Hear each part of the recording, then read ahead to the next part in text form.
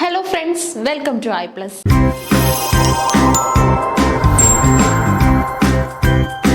ഇന്നത്തെ ക്ലാസ്സിൽ നമ്മൾ ഡിസ്കസ് ചെയ്യാനായിട്ട് പോകുന്നത് ജാനുവരിയിൽ സംഘടിപ്പിച്ച നമ്മുടെ ഡിസംബർ സൈക്കിൾ 2024 ഡിസംബർ സൈക്കിൾ ജാനുവരിയിലായിരുന്നു സംഘടിപ്പിക്കപ്പെട്ടത്.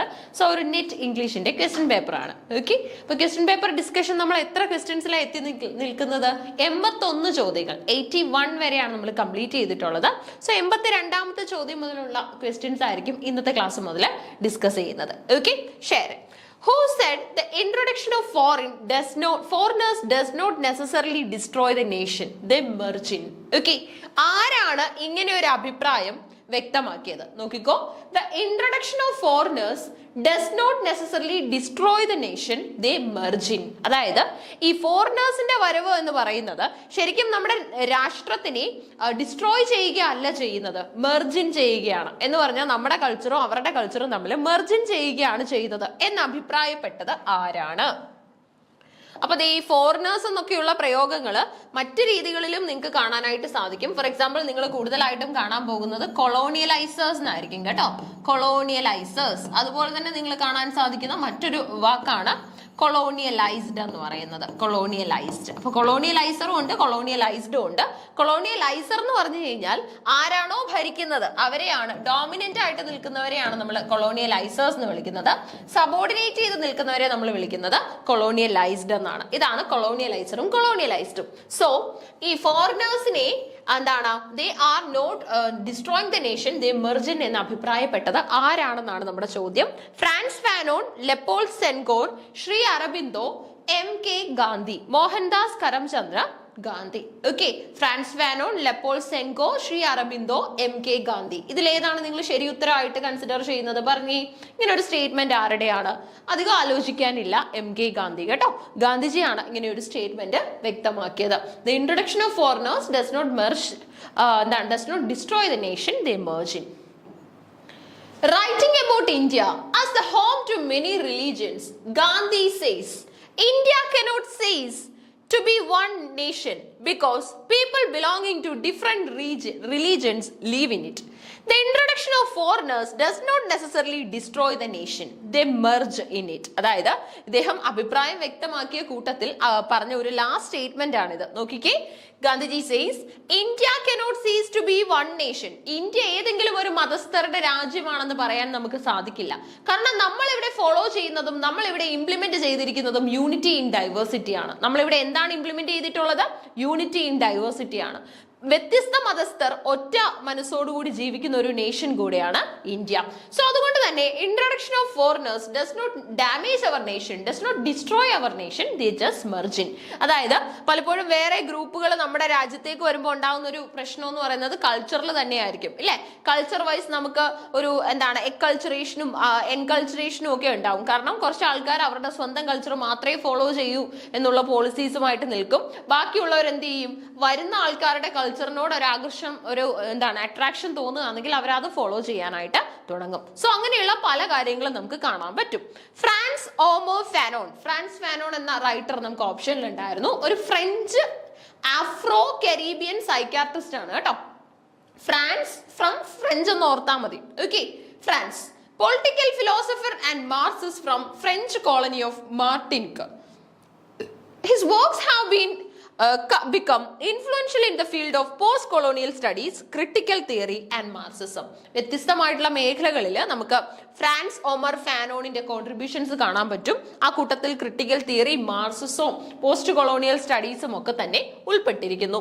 ഇനി അടുത്തതായിട്ട് നമുക്ക് ലെപ്പോൾഡ് സെൻഗോർ എന്നൊരു റൈറ്റർ ഉണ്ടായിരുന്നു, അല്ലെ? ലെപ്പോൾഡ് സെഡാർ സെൻഗോർ ആണ്. സെനഗാളീസ് പൊളിറ്റീഷ്യൻ ആണ്, കൾച്ചറൽ തിയറിസ്റ്റ് ആണ്, and a poet who served as the first president of Senegal from 1960 to 1980. Ideologically an African sociologist, Senghor was one of the major theoreticians of negritude. Okay, so നോക്കി, ലെപ്പോൾ cedar സെൻഗോർ എന്നാണ് ഇദ്ദേഹത്തിന്റെ പേര്. Senegalese politician ആണ്, cultural theorist ആണ്, കവിയാണ്. First president of Senegal from 1960 to 80, 20 വർഷക്കാലം. Ideologically ഒരു African sociologist ആണ്, അതുപോലെ തന്നെ സോഷ്യലിസ്റ്റ് ആണ്. സെനഗോർ ഒരു മേജർ തിയറിറ്റീഷ്യൻ ആണ്, നെഗ്രിറ്റ്യൂഡ് മൂവ്മെന്റും ഒക്കെ ആയിട്ട് ബ്ലാക്ക് പീപ്പിളിന് വേണ്ടിയുള്ള മൂവ്മെന്റുകളിലൊക്കെ തന്നെ. Shri Aurobindo was an Indian philosopher, yogi, maharishi, poet, educational and Indian nationalist. He was also a journalist, editing newspapers such as Bande Madaram.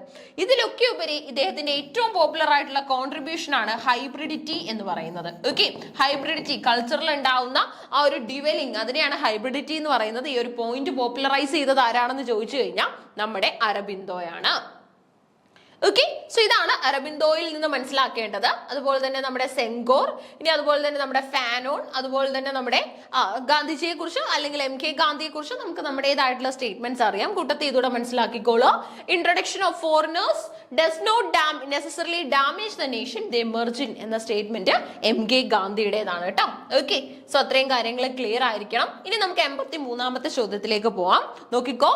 Oh sir, content you, I follow him to serve my turn upon him.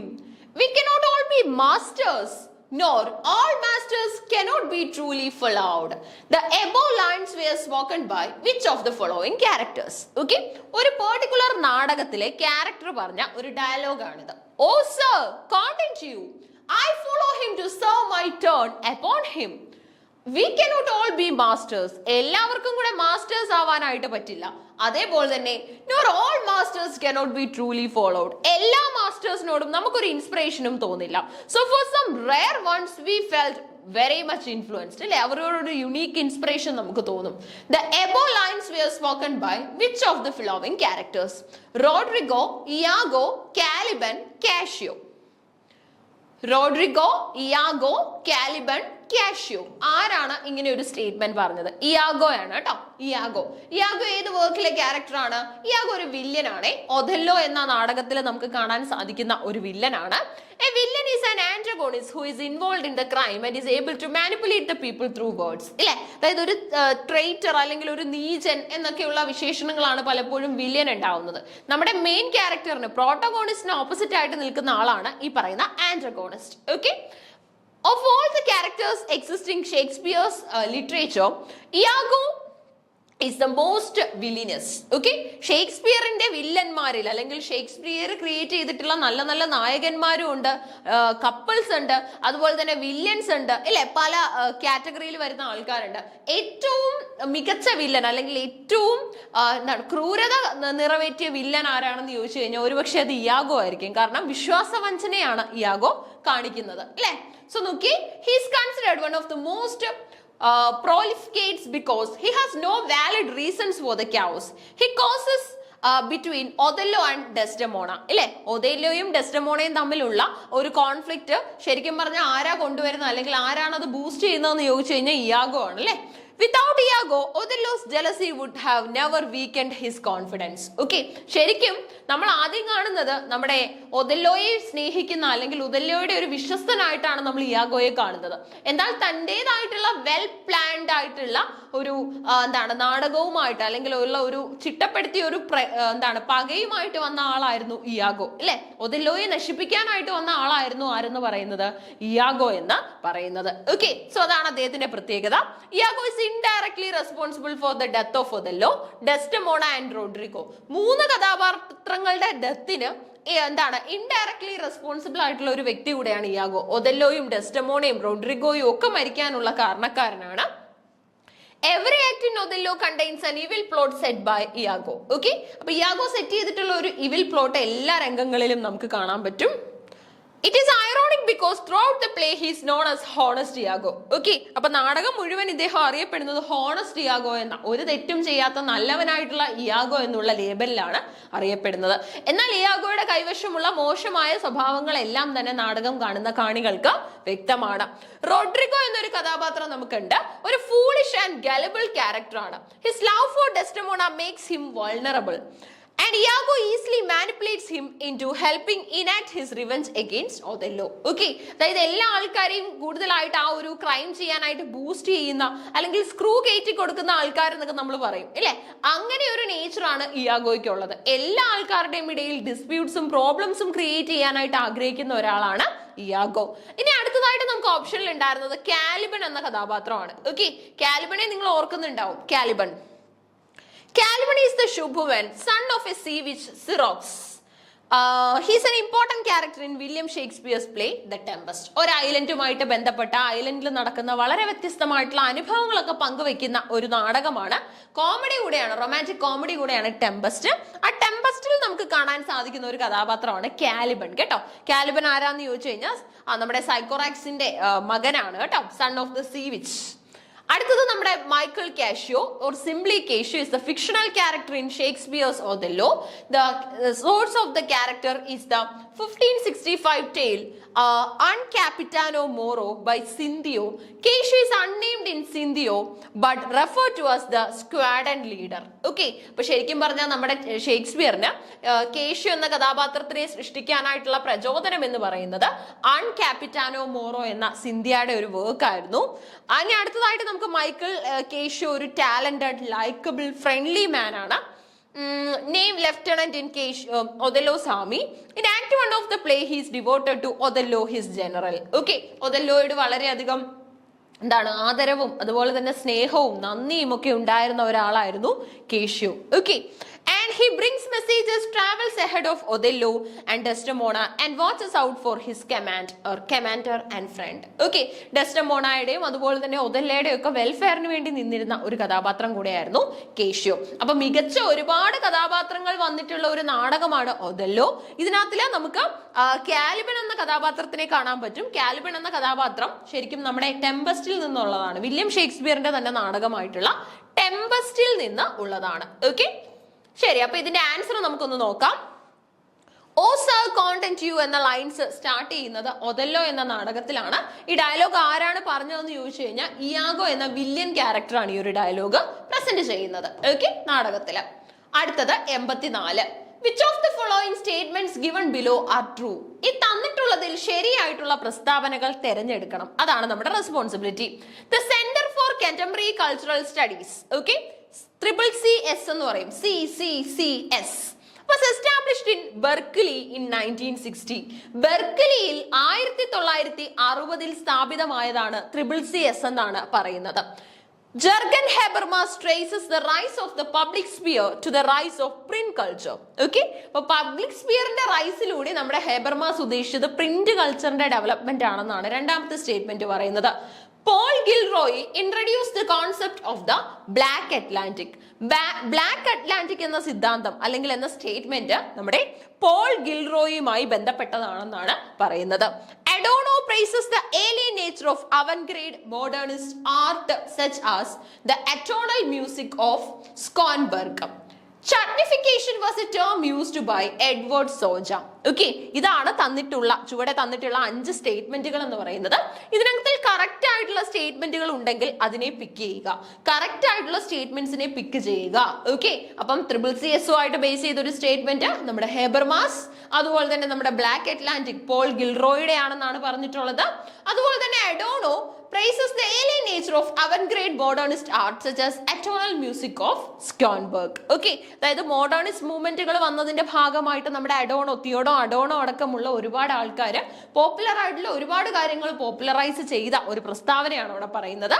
ചട്നിഫിക്കേഷൻ നമ്മുടെ Edward Soja പറഞ്ഞ term ആണെന്ന് പറഞ്ഞിട്ടുണ്ട്. Okay, chutnification term used by Edward Soja. Choose the correct answer from the options given below. A, B and C only, B, C and D only, C, D and E only, A, B and D only. ഇതിൽ ഏതാണ് ശരി ഉത്തരമായിട്ട് നമുക്ക് തിരഞ്ഞെടുക്കാൻ പറ്റുന്നത്? ബിയും ശരിയാണ്, സിയും ശരിയാണ്, ഡിയും ശരിയാണെന്നാണ് തന്നിട്ടുള്ളത്. ഓക്കെ, ബിയും സിയും ഡിയും. അപ്പൊ നമുക്ക് ശരിയായിട്ടുള്ളതൊന്ന് ടിക്ക് ചെയ്തു വിടാവേ. ബിയും സിയും ഡിയും. ബി ശരിയാണ്, സി ശരിയാണ്, ഡി ശരിയാണെന്നാണ് പറയുന്നത്. ബി സി ഡി അല്ലെ, ബി സി ഡി അല്ലേ ശരിയായിട്ടാണെന്ന് പറഞ്ഞിട്ടുള്ളത്. അപ്പം ബിയും സിയും ഡിയും ശരിയാണെങ്കിൽ എ തെറ്റാണ്, ഇയും തെറ്റാണ്. ഓക്കെ, ശരിക്കും പറഞ്ഞാൽ നമ്മുടെ എന്താണ് Centre for Contemporary Cultural Studies ബെർക്കിലിയിലായിരുന്നോ ലോഞ്ച് ചെയ്തത് അല്ലെങ്കിൽ സ്റ്റാർട്ട് ചെയ്തത്, അതോ വേറെ ഏതെങ്കിലും പ്ലേസിലാണോ എന്ന് ആലോചിച്ച് നോക്കി.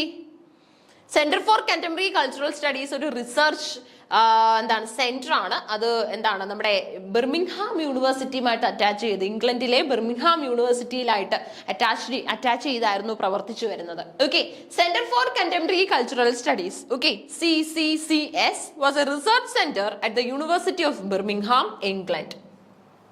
It was founded in 1964. എന്നാ ഇത് ഫൗണ്ട് ചെയ്തതെന്നാ പറഞ്ഞേക്കുന്നത് 1964. അപ്പൊ ഈ സ്റ്റേറ്റ്മെന്റ് തെറ്റല്ലേ? ബെർക്ക്ലിയിലും അല്ല ഫൗണ്ട് ചെയ്തിട്ടുള്ളത്, അതുപോലെ തന്നെ 1960 അല്ല, 64 ഓക്കെ, ശരി. It was founded in 1964 by Stuart Hall and Richard Hogarth, its first director. Okay. ഇനി അതുപോലെ from 1964 to 2002 it played a central or critical role in developing the field of cultural studies. Cultural studies എന്ന മേഖല വളരാനായിട്ടും അതിനകത്തിൽ കൂടുതലായിട്ടും research വർക്കുകളും കോൺട്രിബ്യൂഷൻസും കൂടാനായിട്ടും ഈ ഒരു centre for Contemporary cultural സ്റ്റഡീസിന് സാധിച്ചു, അതിന് പ്രവർത്തിക്കാനായിട്ട്. Habermas sees the public sphere appearing first in 18th century England, where the modern concept of public opinion as a political force developed, along with such new civic institutions of conversation and exchange as coffee houses, newspapers and clubs. Okay, അപ്പൊ ഹേബർമാസുമായിട്ട് base ചെയ്ത് തന്നിട്ടുള്ള statement നോക്കി. ഹേബർമാസിന്റെ സ്റ്റേറ്റ്മെന്റിൽ നമുക്ക് okay, statement ഇതായിരുന്നു, Jürgen Habermas. Okay, public സ്പിയറിന്റെ അതുപോലെ തന്നെ print ടെക്നോളജിയുടെ ഒരു പോയനിയർ ആയിട്ട് നിൽക്കാൻ ശ്രമിച്ചു എന്നാണ്.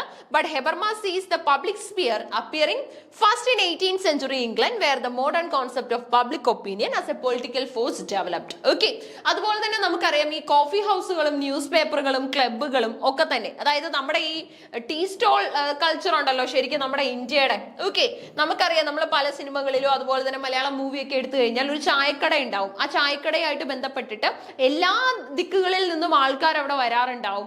അവർ പലതരത്തിലുള്ള ന്യൂസുകൾ ഷെയർ ചെയ്യാറുണ്ടാവും, അല്ലെ? റൂമേഴ്സ് അടക്കമുള്ള പലതരത്തിലുള്ള പൊളിറ്റിക്കൽ സോഷ്യൽ ആയിട്ടുള്ള പല ഡിസിഷൻസും എടുക്കുന്നത് ആ ഒരു സ്പേസിൽ വെച്ചിട്ടായിരിക്കും, ആ ഒരു മീറ്റിംഗ് പ്ലേസിൽ വെച്ചിട്ടായിരിക്കും. സോ അതുപോലെ ഒരു കൾച്ചർ നമ്മുടെ ഇംഗ്ലീഷുകാരും തുടങ്ങി. അതിനെ അവർ കോഫി ഹൗസസ്, ക്ലബുകൾ ഒക്കെ ആയിട്ടാണ് കൺസിഡർ ചെയ്തത്. ഓക്കെ, ഹേബർമാസ് ഈ ഒരു ഐഡിയയെ സപ്പോർട്ട് ചെയ്യുന്നുണ്ട്. അദ്ദേഹം ഇതിനെ പബ്ലിക് ഒപ്പീനിയൻ ഗ്യാദർ ചെയ്യാൻ പറ്റുന്ന ഒരു മോഡേൺ കോൺസെപ്റ്റ് ആയിട്ട് കാണുന്നുണ്ട്. The Black Atlantic is formulated by Gilroy as a heuristic. It's an idea that facilitates resisting the tendency to reduce blackness to a monolithic notion that's only differentiated by the categories of pre and post slavery history. Okay, ഈ black Atlantic എന്ന് പറഞ്ഞു കഴിഞ്ഞാൽ ശരിക്കും നമ്മൾ വർണ്ണവിവേചനം നടത്തി അവരെ ഒറ്റപ്പെടുത്തുന്ന ഒരു രീതിയാണ്. ഓക്കെ, നമ്മൾ വൈറ്റ്സിന്റെ കണ്ണിലൂടെ കാണുമ്പോൾ ബ്ലാക്സ് സ്ലേവ്സ് ആണ്, അല്ലെങ്കിൽ ബ്ലാക്സിന് അവരുടേതായിട്ടുള്ള അവകാശങ്ങൾ ഇല്ല എന്നൊക്കെയുള്ള തെറ്റിദ്ധാരണകൾ വൈറ്റ്സിന്റെ മനസ്സിൽ ഇപ്പോഴും കിടക്കുന്നു. സോ അതിനെയൊക്കെ ഒന്ന് തിരുത്താൻ അല്ലെങ്കിൽ അതിനെയൊക്കെ ഒന്ന് മാറ്റിക്കുറിക്കാൻ വേണ്ടിയാണ് ഗിൽറോയി നമ്മുടെ ബ്ലാക്ക് അറ്റ്ലാന്റിക് തയ്യാറാക്കുന്നത്.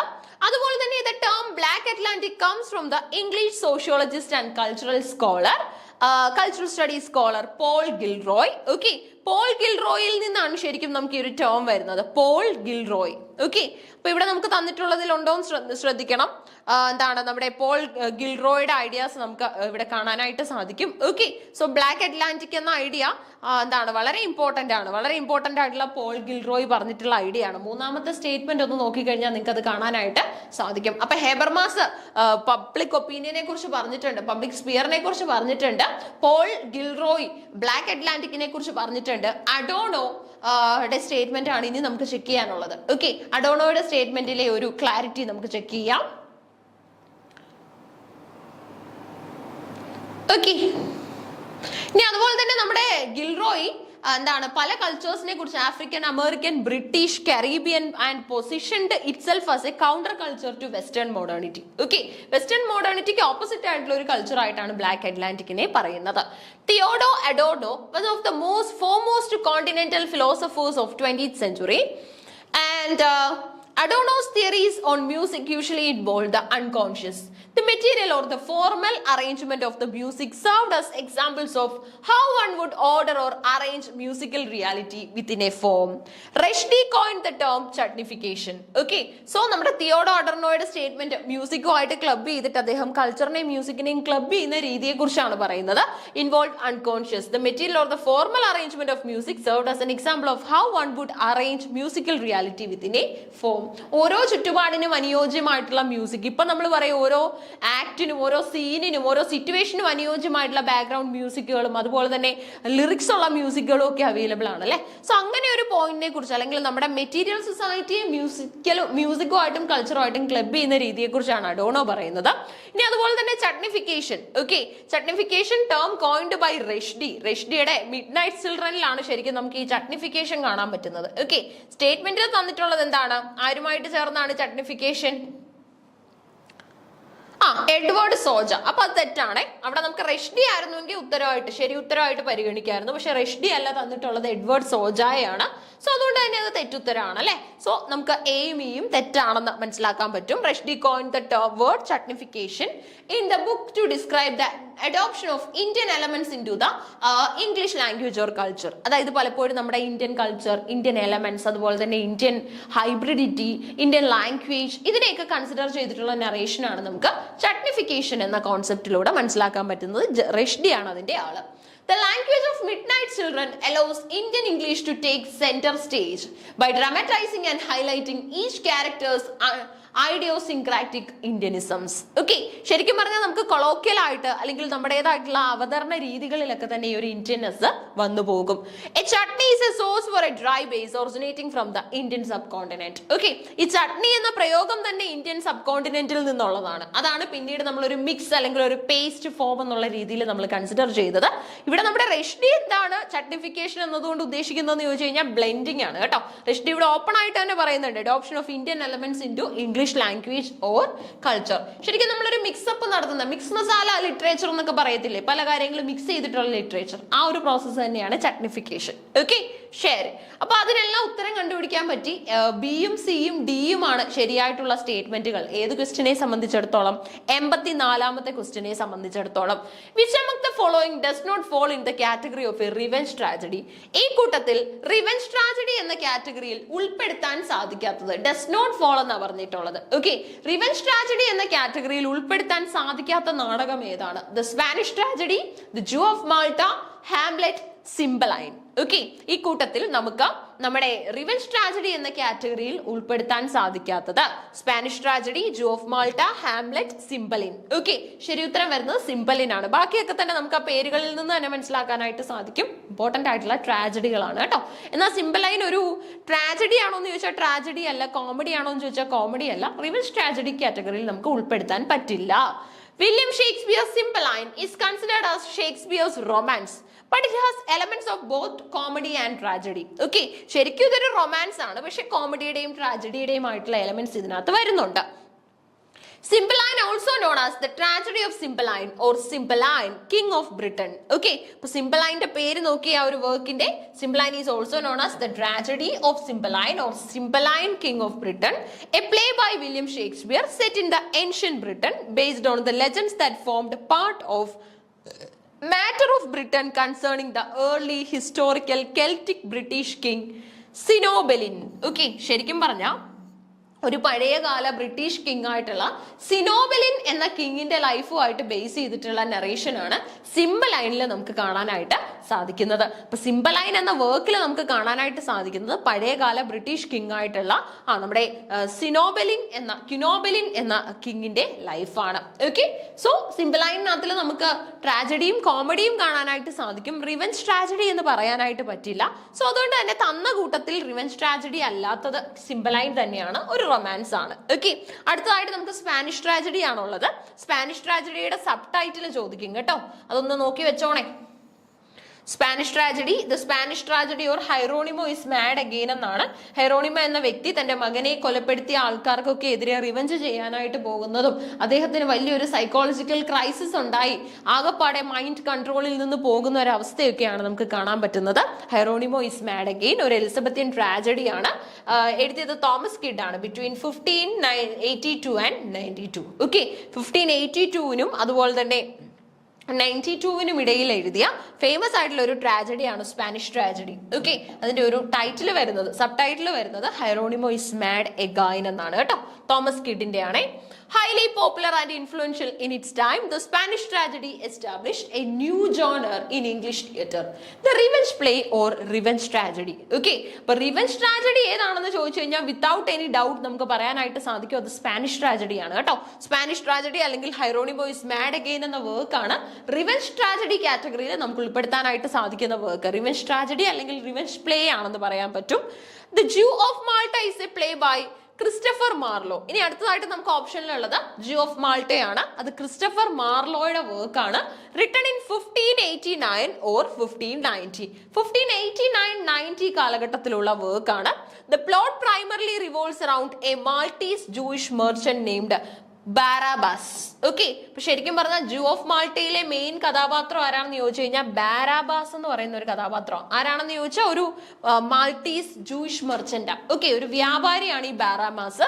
ബാരാമാസിന്റെ കഥയാണ് ജൂ ഓഫ് മാൾട്ടയിൽ നമ്മളോട് പറയുന്നത്. ആരാണ് ജൂ ഓഫ് മാൾട്ട എഴുതിയതെന്ന് ചോദിച്ചാൽ ക്രിസ്റ്റഫർ മാർലോയാണ്. നമ്മുടെ ഡോക്ടർ ഫോസ്റ്റസ് അടക്കമുള്ള ഏറ്റവും പ്രധാനപ്പെട്ട നാടകങ്ങൾ സംഭാവന ചെയ്ത ക്രിസ്റ്റഫർ മാർലോ എഴുതിയ നാടകമാണ്.